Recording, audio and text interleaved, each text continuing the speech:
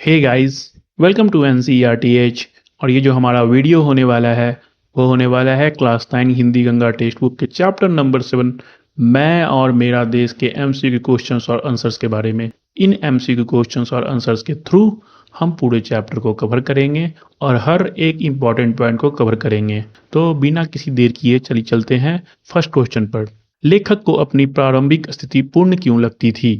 क्योंकि उनके पास घर, पड़ोस, नगर और सम्मान सब कुछ था, क्योंकि वे विदेश यात्रा कर चुके थे, क्योंकि उन्हें सरकारी पुरस्कार मिल चुका था, क्योंकि वे राजनीति में सफल हो गए थे। जिसका सही आंसर है ऑप्शन नंबर ए।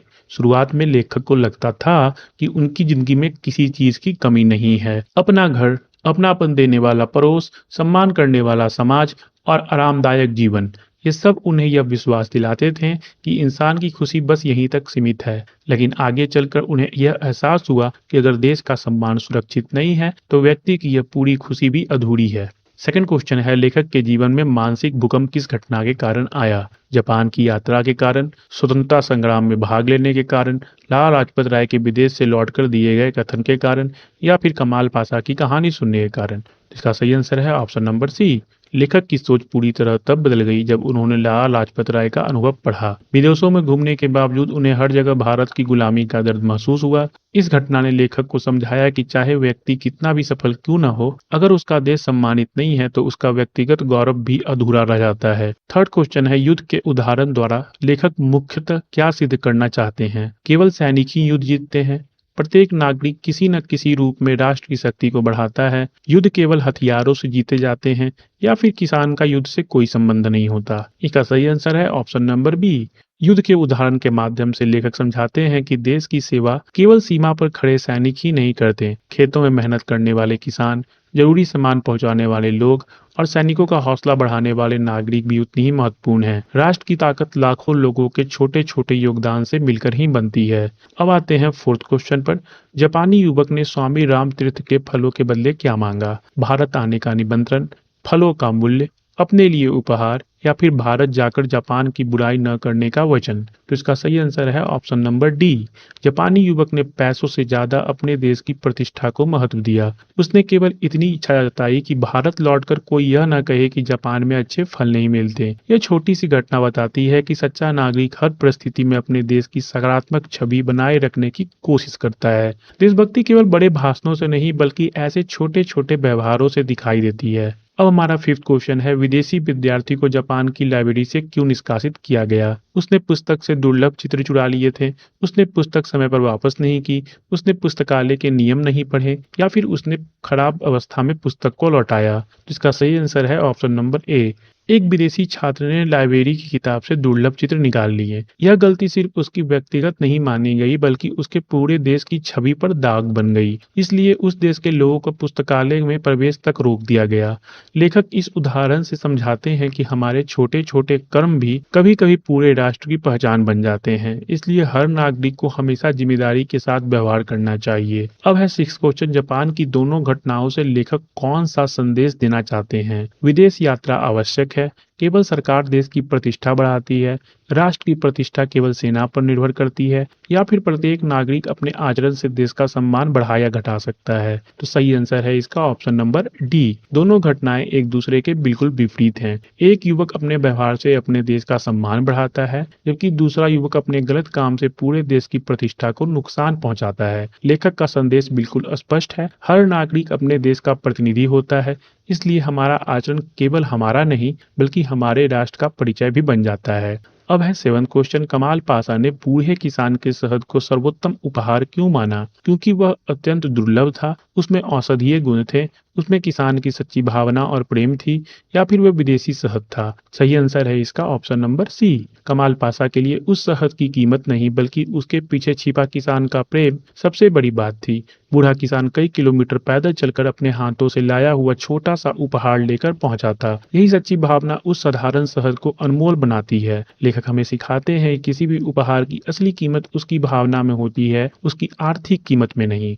अब आते हैं एट्थ क्वेश्चन पर। पंडित नेहरू ने किसान को अपनी हस्ताक्षर युक्त तस्वीर क्यों भेंट की? किसान की सच्ची भावना का सम्मान करने के लिए, क्योंकि किसान ने महंगा उपहार दिया था, क्योंकि वह उनका परिचित था या फिर क्योंकि यह सरकारी परंपरा थी? तो इसका सही आंसर है ऑप्शन नंबर ए।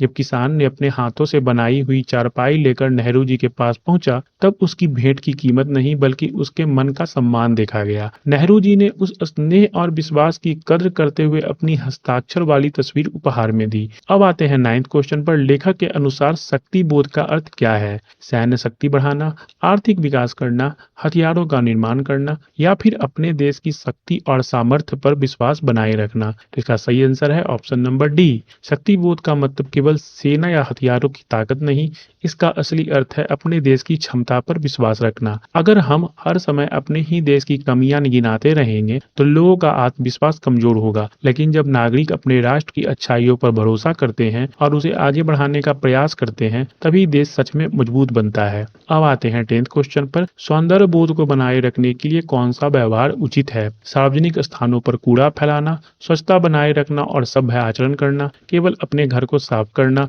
या फिर दूसरों की गलतियां बताना? सही आंसर है इसका ऑप्शन नंबर बी। लेखक कहते हैं कि किसी देश की पहचान सिर्फ उसकी बड़ी इमारतों या प्राकृतिक सुंदरता से नहीं होती, बल्कि वहां रहने वाले लोगों की आदतों से भी होती है। अगर हम सार्वजनिक स्थानों पर गंदगी फैलाते हैं, खराब भाषा का इस्तेमाल करते हैं या सरकारी संपत्ति को कोई नुकसान पहुंचाते हैं, तो हम अपने ही देश की छवि खराब करते हैं। इसलिए साफ सफाई, अनुशासन और सभ्य व्यवहार अपनाना भी सच्ची देशभक्ति का ही हिस्सा है। अब आते हैं 11th क्वेश्चन पर। लेखक के अनुसार किसी भी कार्य की महानता किस पर निर्भर करती है? उसकी प्रसिद्धि पर, उसकी लागत पर, उसके पीछे छिपी भावना पर या फिर उसे करने वाले व्यक्ति के पद पर? इसका सही आंसर है ऑप्शन नंबर सी। निबंध में बार बार यह बात सामने आती है कि किसी काम का मूल्य उसकी कीमत या आकार से तय नहीं होता। असली महत्व इस बात का है कि वह काम किस भावना से किया गया है। चाहे वह किसान का शहद हो या चारपाई, दोनों साधारण थे, लेकिन उनके पीछे छिपा प्रेम और सम्मान उन्हें अनमोल बनाता है। इसलिए अच्छे इरादे से किया गया छोटा काम भी बड़ा बन जाता है। अब आते हैं 12th क्वेश्चन पर। लेखक के अनुसार देश की उन्नति की सबसे महत्वपूर्ण कसौटी क्या है? जनसंख्या, प्राकृतिक संसाधन, सैन्य शक्ति, नागरिकों द्वारा सही प्रतिनिधि का चुनाव? इसका सही आंसर है ऑप्शन नंबर डी। लेखक लोकतंत्र की सबसे बड़ी ताकत जागरूक नागरिकों को मानते हैं। उनका कहना है कि किसी देश का भविष्य इस बात पर निर्भर करता है कि उसके लोग सोच समझकर सही प्रतिनिधि चुनते हैं या नहीं। जब मतदाता जिम्मेदारी से मतदान करते हैं, तब देश को ईमानदार और योग्य नेतृत्व मिलता है और यही राष्ट्र की प्रगति की मजबूत नींव बनता है। अब आते हैं लास्ट क्वेश्चन पर। मैं और मेरा देश दो अलग चीजें नहीं हैं। इस कथन का मुख्य आशय क्या है? व्यक्ति और राष्ट्र का सम्मान एक दूसरे से जुड़ा हुआ है। व्यक्ति का कोई स्वतंत्र अस्तित्व नहीं है। देश केवल नागरिकों से बड़ा होता है या फिर राष्ट्र केवल सरकार से बनता है? इसका सही आंसर है ऑप्शन नंबर ए। यह पूरे चैप्टर का सबसे महत्वपूर्ण विचार है। लेखक समझाना चाहते हैं कि नागरिक और राष्ट्र एक दूसरे से अलग नहीं हो सकते। जिस तरह परिवार की पहचान उसके सदस्यों से बनती है, उसी तरह देश की पहचान उसके नागरिकों से ही बनती है। हमारा अच्छा काम देश का सम्मान बढ़ाता है, जबकि हमारी गलतियां पूरे राष्ट्र की छवि को प्रभावित करती हैं। इसलिए हर नागरिक अपने देश की जिम्मेदारी भी है और उसकी पहचान भी। तो ये थे मैं और मेरा देश चैप्टर के MCQ। अगर यह वीडियो आपके लिए हेल्पफुल हो तो इसे लाइक कीजिए और चैनल को सब्सक्राइब करना भी मत भूलिए।